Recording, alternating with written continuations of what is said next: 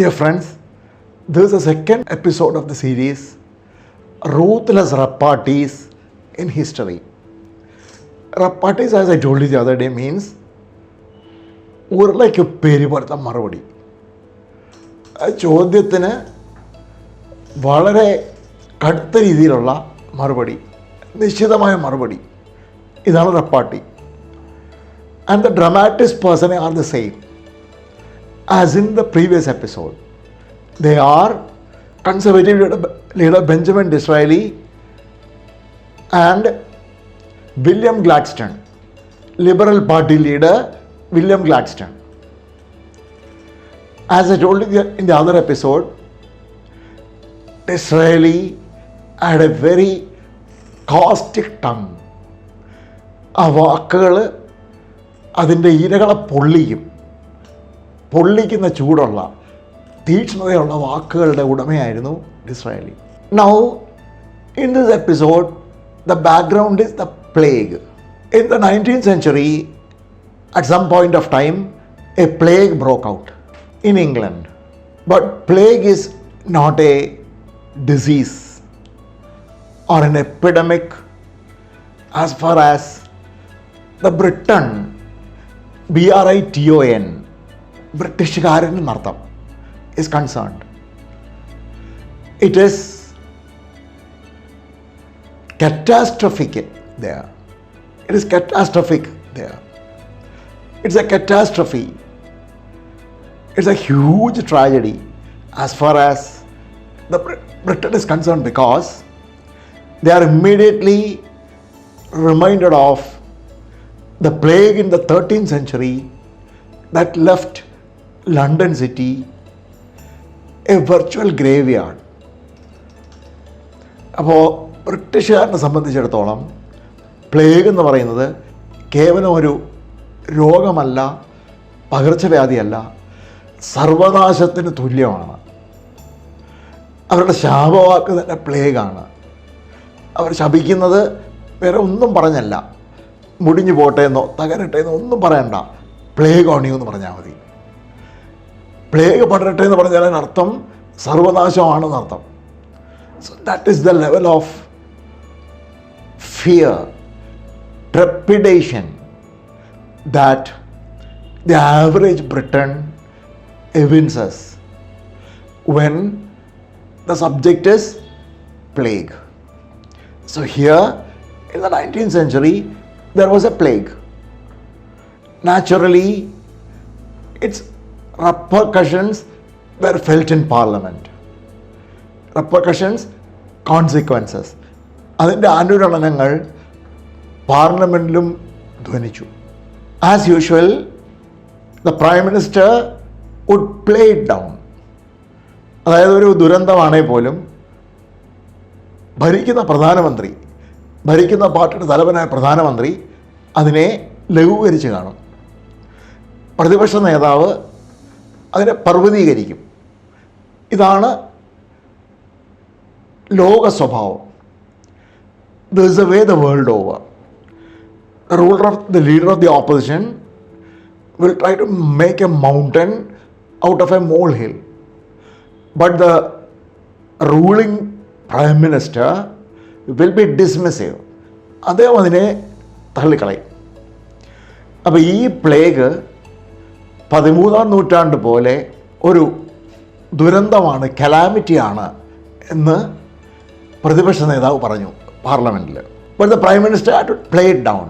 Prime minister Gladstone said that it was only a misfortune. ഇതൊരു ദൗർഭാഗ്യകരമായിട്ടുള്ള സംഭവമാണ്. ഒരു മഹാദുരന്തമെന്നോ കലാമിറ്റി എന്നോ ട്രാജഡി എന്നോ കാറ്റാസ്ട്രഫി എന്നോ വിശേഷിപ്പിക്കാൻ യാതൊന്നും ഇതിലില്ല എന്ന് പ്രധാനമന്ത്രി ആരോപണത്തെ കളഞ്ഞുകൊണ്ട് പറഞ്ഞു. Now the debate took a funny turn.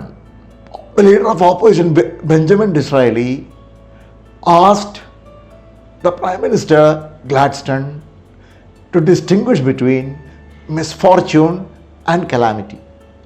അപ്പോൾ ഒന്നുകൂടി ഞാൻ ഓർമ്മപ്പെടുത്താം, ഇതൊരു ദൗർഭാഗ്യകരമായ സംഭവം മാത്രമാണ്, മിസ്ഫോർച്യൂൺ ആണ് എന്ന് ഭരണം നടത്തുന്ന പ്രധാനമന്ത്രി ആവർത്തിച്ചു. അപ്പോൾ പ്രതിപക്ഷ നേതാവ് പറഞ്ഞു, ഇതങ്ങനല്ല, ഇതൊരു മഹാദുരന്തമാണ്, കലാമിറ്റിയാണെന്ന് പറഞ്ഞു. അപ്പോൾ ഇവർ കലാമിറ്റി എന്ത്, മിസ്ഫോർച്യൂൺ എന്ത്, മഹാദുരന്തം എന്ത്, ദൗർഭാഗ്യകരമായിട്ടുള്ള ഒരു സംഭവം എന്ത് എന്ന് നിർവചിക്കാൻ പ്രധാനമന്ത്രിയോട് പ്രതിപക്ഷ നേതാവായ ഡിസ്രായേലി ആവശ്യപ്പെട്ടു. അപ്പോൾ പ്രധാനമന്ത്രി പറഞ്ഞു, you yourself give the delineation, നിങ്ങൾ തന്നെ ഇത് വേർതിരിച്ച് പറയൂ എന്ന് പറഞ്ഞു. And thereupon the leader of the opposition, Benjamin Disraeli, grabbed the opportunity with both hands. അദ്ദേഹം പറഞ്ഞു, if Prime Minister Gladstone were to trip and fall into the Thames, it would be a misfortune. But if somebody dragged him out of the water and rescued him, it would be a calamity for the nation. Look at the ruthlessness of the attack. ആ ആക്രമണത്തിൻ്റെ തീക്ഷ്ണത, രൂക്ഷത ഒന്ന് ചിന്തിച്ച് നോക്കൂ. ഇവിടെ പറഞ്ഞതെന്താണെന്ന് പറഞ്ഞാൽ, കലാമിറ്റിയും മിസ്ഫോർച്യൂണും ഇതല്ലേ നിർവചിക്കുന്നത്. അപ്പോൾ പ്രതിപക്ഷ നേതാവ് ഡിസ്രായേലി പറഞ്ഞതാണ്, ഇതൊന്നും തലേന്ന് തയ്യാറാക്കി കൊണ്ടുവന്നതല്ല.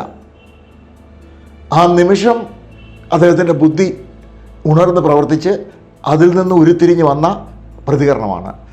അതിൻ്റെ തീക്ഷ്ണതയും രൂക്ഷതയും ആരെയും ബാധിക്കും. ശ്രദ്ധ കേട്ട് നോക്കുക. അതായത് പ്രധാനമന്ത്രി ഗ്ലാഡ്സ്റ്റോൺ തേംസ് നദിയിൽ തെന്നി വീണാൽ അത് ദൗർഭാഗ്യകരമായിരിക്കും. എന്നാൽ അദ്ദേഹത്തെ ആരെങ്കിലും രക്ഷപ്പെടുത്തി കരയ്ക്കടുപ്പിച്ചാൽ അത് രാജ്യത്തിന് കലാമിറ്റി, മഹാദുരന്തമാകും. This was a repartee. ഒന്ന് ആലോചിച്ച് നോക്കണം. പ്രധാനമന്ത്രി മരിച്ചു പോകുന്നതാണ് ജീവിച്ചിരിക്കുന്നതിനെക്കാട്ടിലും ദുരന്തം, ജീവിച്ചിരിക്കുന്നതിനെക്കാട്ടിലും അഭികാമ്യം എന്നാണ് പറഞ്ഞു വരുന്നത്. പ്രധാനമന്ത്രിയുടെ ജീവന് പോലും വില കൽപ്പിക്കാത്ത തരത്തിൽ വളരെ നിശ്ചിതമായ ഹാസ്യാത്മകമായ ആ ഒരു പ്രസ്താവനയായിരുന്നു ബെഞ്ചമിൻ ഡിസ്രായേലിൽ നിന്നുണ്ടായത്. So what you are take care of is how ruthless he was in attacking his political rival. He meant that the death of the Prime Minister by drowning would be a misfortune, of course, but his rescue would be a calamity. എന്ന് പറഞ്ഞാൽ പ്രധാനമന്ത്രിയുടെ മുങ്ങി മരണം ഒരു ദൗർഭാഗ്യകരമായ സംഭവമായിരിക്കും. പക്ഷെ മുങ്ങി മരണത്തിൽ നിന്ന് അദ്ദേഹത്തെ കരയ്ക്കടുപ്പിക്കുന്നത് രാജ്യത്തിനാകെ ദുരന്തപൂർണമായിരിക്കും. This was a level of ruthlessness evinced by Benjamin Disraeli in dealing with his political rival. I hope the sarcasm registers well in your mind. Thank you.